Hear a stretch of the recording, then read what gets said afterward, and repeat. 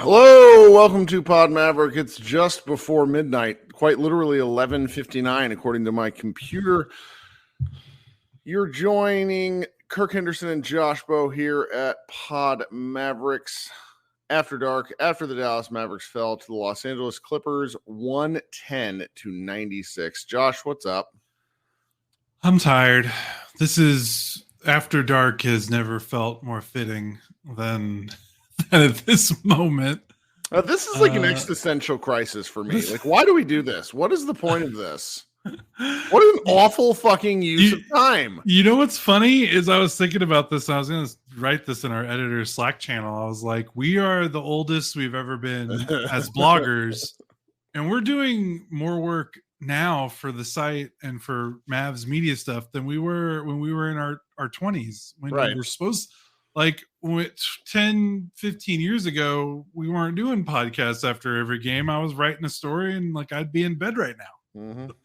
Somehow we're doing more work the older we are with the blogging game. I don't know. I'm just kind of riffing. I just thought it was when you watch a team commit 29 turnovers in a basketball game, it makes you think thoughts. Well, without being too much of a prick about it, the official Dallas Mavericks have now lost 7 of their last 8. And it's, including the finals, which were kind of demoralizing in a way that is a little bit hard to contextualize because you don't want to complain about making the finals, but the finals sucked and it wasn't fun. And it was so like maddening to lose that way. So when you get basketball back, and I'm not really counting Summer League because Summer League can be fun for some people, including me. I go to the games. And Olympics are a different kind of deal, but like you get this sort of like a little bit of preseason basketball, which the very first game was a lot of fun. And since then, I'm just like, this is a waste of my time. And I say that as we're running a podcast where we want people to listen to it, because it's just like, I see certain things in games and I'm like, oh, that's interesting. Oh, that's something I'm never going to have to think about again. Oh shit. Klay Thompson is 3 of his last 30 in his shot attempts. And it's like, okay, what are we doing here? And part of it is when the Mavericks are built around Luka Doncic, Kyrie Irving, and then frankly, Dante Exum being really heavy ball handlers.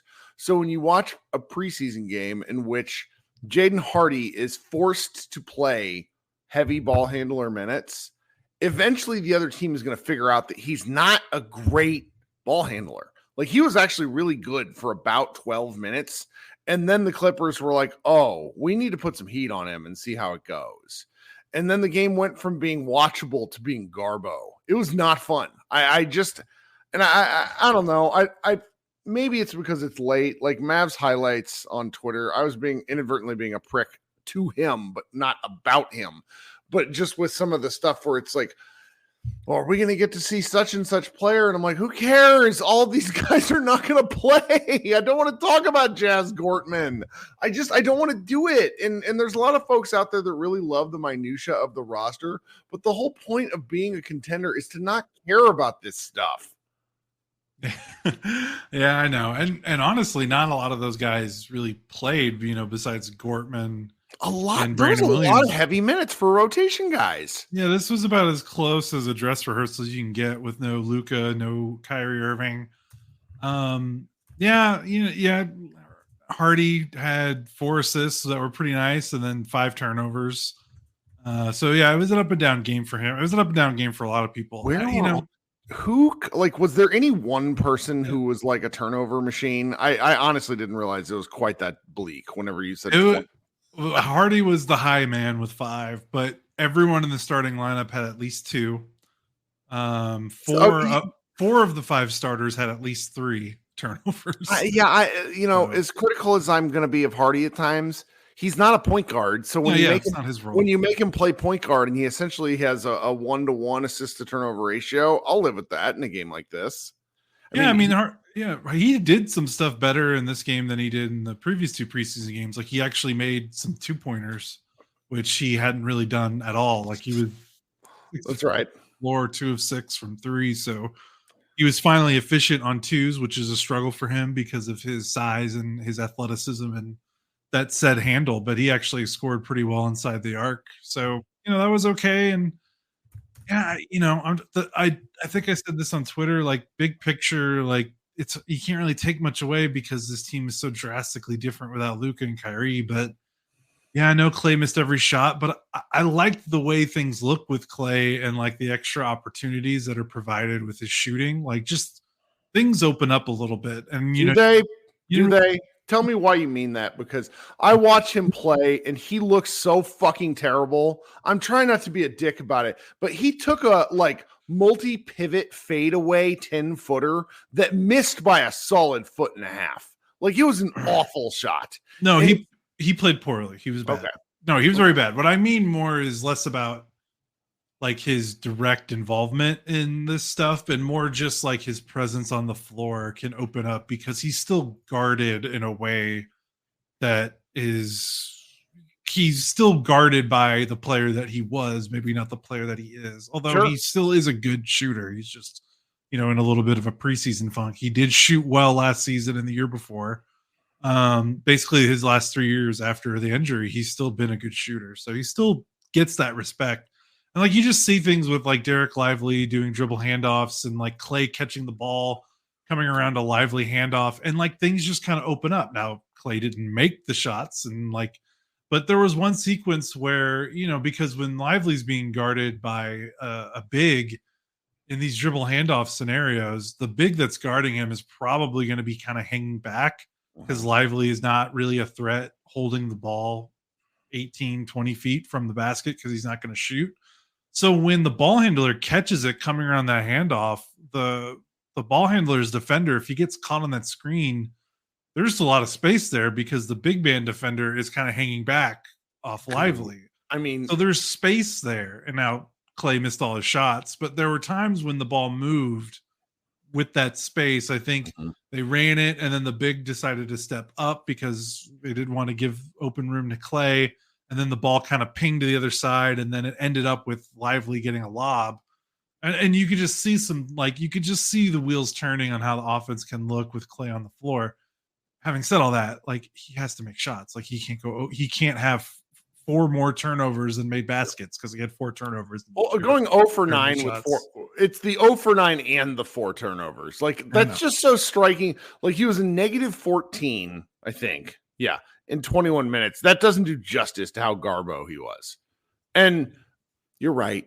None of this ultimately matters. When you see the geometry of the floor, one of the earliest things I tweeted in the game before I stopped tweeting was Derek Lively DHO opportunities. Ooh, brother.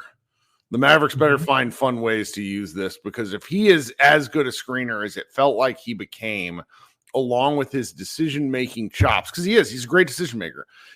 This is kind of luck of the draw tonight, but the fact that he led the Mavericks in assists is really funny. Like the center leading you in assists and you not being Nikola Jokic is just a funny point of fact. No, yeah, but it speaks to what you're saying. Like he just seems to have a feel for the game that's beyond his years and kind of that archetype that we're all pigeonholing him into, which makes sense because he looks like Tyson Chandler reincarnate in a way, but like he just has a feel for the game that you don't peg the rim running defensive minded centers. Like he just, I want him touching the ball more because good things seem to happen. So yeah, there's that. What is another thing I liked? Because I feel, we're not going to talk too much. Oh, I mean, the Grimes of it all. Yeah, Grimes. Woo, buddy. That was fun. I tweeted this during the game, and I think this is a fair assertion. Understanding that the current collective bargaining agreement is very restrictive, I think we're going to get a lot of Mavericks fans who are very bitchy about the fact that Jaden Hardy doesn't have, and in my opinion, won't get a contract extension. And that's not because of him. It's just due to the way, like, the CBA is restrictive. I don't really like of the two of them. I'm much more interested at this point. I think Grimes is going to be a guy that if he plays even marginally well, is going to be a guy that the Mavericks maybe either have to match or go with some sort of crazy trade next offseason. And I don't really want to talk about the contracts. Not what I mean. I just think that like the highs of his play are going to make all of us lose our minds during the season. Yeah, I mean, what's your bet for when online Mavericks fans lose their minds when the Mavericks lose a game and Clay shoots like 4 for 15 and Grimes doesn't finish the game over Clay? Like, when is that going to happen? 2 weeks of the regular season, a month? Like, what's your take there? I don't know, because I think that absolutely going to happen. Part of why I feel fairly confident in saying part of why Klay Thompson had a very hard time with the bench role is he was basically getting surpassed by guys that the Warriors had brought in to inevitably replace him. That's just the way these things go. He didn't like seeing his role get phased out in real time. He chose to come to the Dallas Mavericks. Maybe they promised him playing time. Maybe they didn't. I don't know. I don't really care. But I think a new team with new teammates and a new coaching staff might be able to better tell him that, hey, it's a long season. We're going to try some different things. You're still going to get your minutes. You're still going to get your shots, but we have to try something different. That's if it doesn't work out. Right. I still think that the optimist take is Clay's going to be shooting, practice shots out there. Like he just is. This offense has, even with, we haven't seen any iteration, not even close to the iteration, because Luka's not playing. So it ultimately doesn't matter. But when you see, glimpses, just basically things that happen whenever the ball's in rotation around the perimeter, where it's like, oh my, these guys are going to be getting it. There's going to be someone open on the Mavericks, and maybe it'll be Clay, maybe it'll be Grimes. I don't know, but I'm looking forward to that sort of overreaction rather than being annoyed about this shit, in mid-October. Yeah. And we knew the shooting, we knew the defense. That's his calling card. He's a willing shooter. He got up 7 threes in 22 minutes. Like, that's a big deal because the Mavericks role players before this season, the knock on them was it's not their percentage that you really worry about, it's the volume. And that's not going to be a problem with Grimes. But our friend Bobby Carella pointed this out on the timeline, and a lot of people pointed this out because it stood out so much. But the little sequence in the third quarter when Grimes had back-to-back possessions, both assists, one in the pick and roll to Gafford, an alley-oop dunk, and then another one where he picked out a corner shooter, and it was kind of like, whoa, wait a minute, like, because he's I'm not going to lie to you and say I've watched a lot of Quentin Grimes basketball, especially once he got traded to Detroit. But right, I've always thought of him as more of a stationary player, catch and shoot, maybe pump and go. But like seeing him create 2 assists in the pick and roll was like a cherry on top of the sundae, would go along with his 20 points and had a 4-point play, or he got fouled. I can't remember if he made he did make the free throw. So he had a 4-point play. So like, that was cool. I don't know if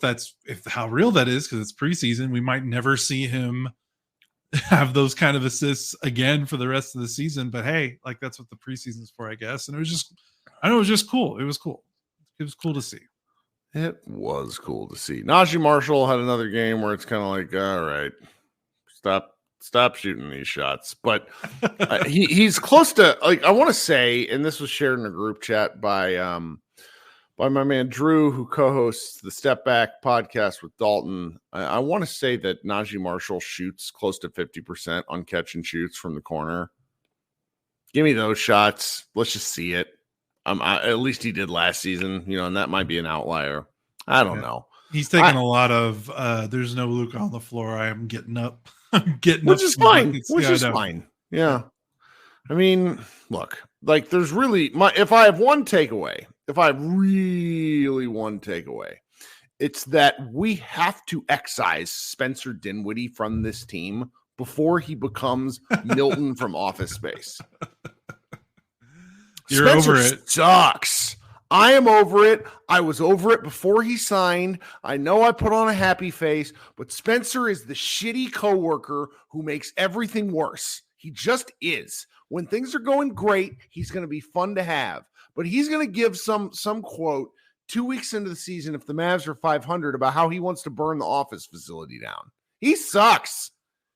Is it fair to say you were over it before when he was still on the team the first time, right? Oh, I was. He got traded. He got traded because he talks too much. And look, I talk too much. I know what the fuck I'm talking about. I am annoying. I am that guy. It's okay. It's not a criticism of his character.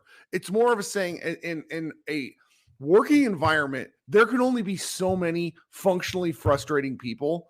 And Spencer is the kind of guy, he took a 3-point shot in I want to say his third quarter, left wing. Was it the air ball? It was an awful air ball that he tried to flop on and then got up, and Luka Doncic with his, why did it's like, shut up. Who do you think you are? It is a preseason game in Los Angeles. Go away.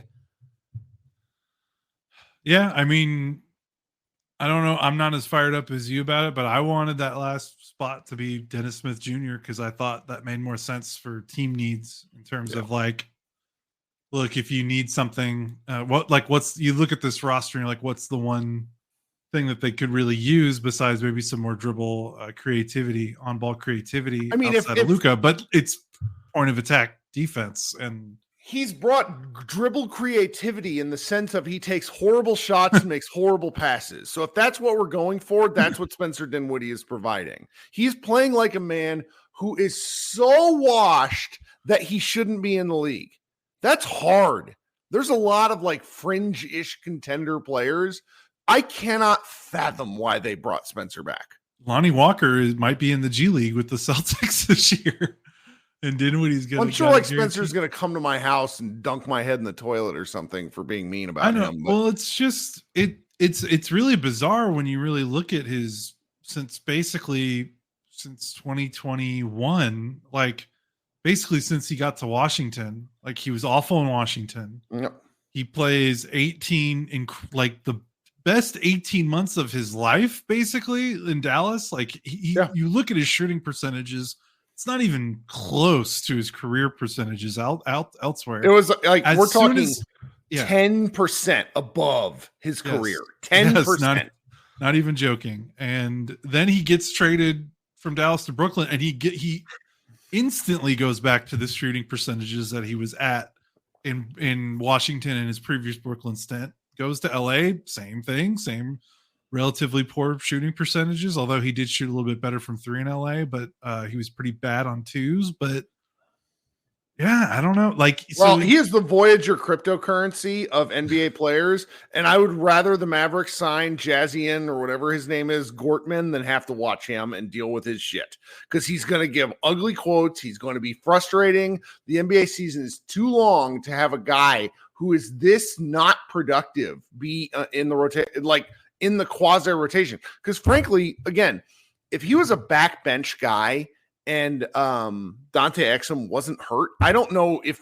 like he just wouldn't be getting these chances and he'd be sitting there. Instead, he was, the last time I checked this, he was 5 for 19. What did he finish this game with? Did he finish 1 of 5? Okay, if he finished 1 of 5, he is 5 for 19 on the preseason. Most of his shots being Garbo. Okay, well, think of it this way. Even with Exum hurt, guard minutes, Luka, Kyrie, and then, kind of Clay, and then Grimes, Najee Marshall. Then you got Hardy. Like, there's a way where they could, even with Exum being hurt, they don't necessarily need to play Spencer Dinwiddie 10 to 15 minutes a game. Yeah. Like, I'm just thinking this through. Because again, like Clay is going to start technically at the 3, but he can play guard minutes. Najee Marshall will play forward minutes, but he can play guard. Jaden Hardy obviously can play guard. Grimes can play. Like, there's enough here that this might be for not saying that you're not.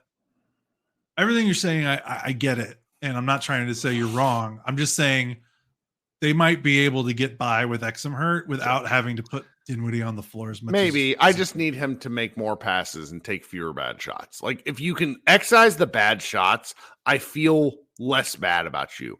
But like the step back airball stuff, and there's been a lot of that. It's like simmer down, big guy.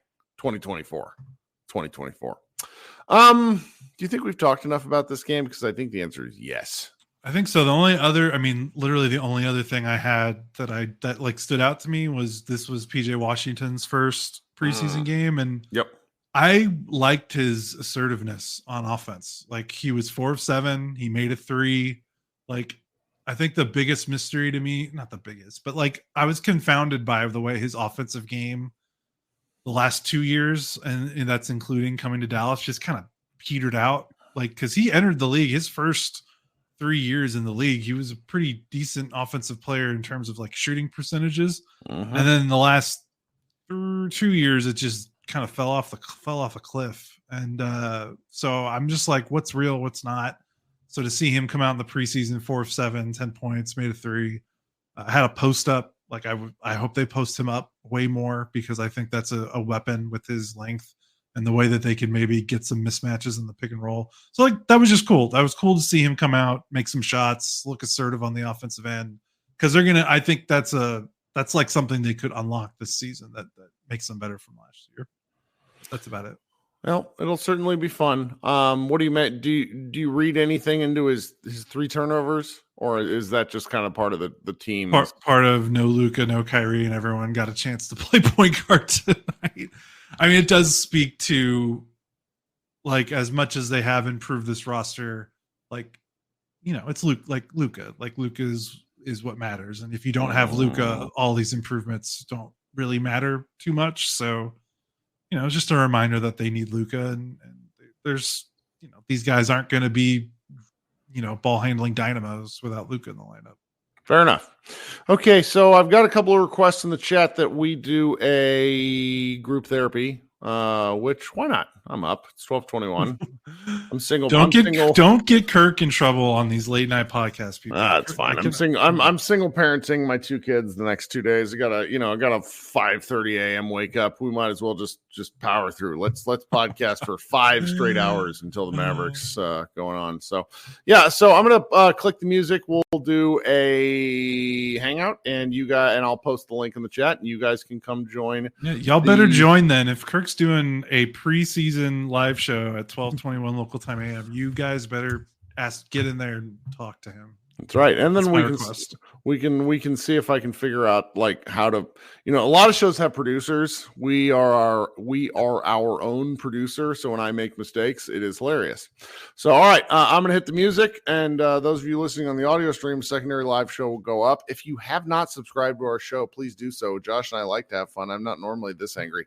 That's a lie. But I do occasionally do one-off shows. I did one with my friend Jason Concepcion of all over the internet, which I really liked. I just had fun asking him questions. He's a big NBA guy, but also like a big pop culture, nerd culture guy, and it was fun asking him questions. So, Josh, thanks so much for hanging out. I suppose we will be back after the final and 4th Mavericks preseason game on Thursday. So we'll talk then, all right? All right, bye. Bye, guys, and hang out. We'll be right back.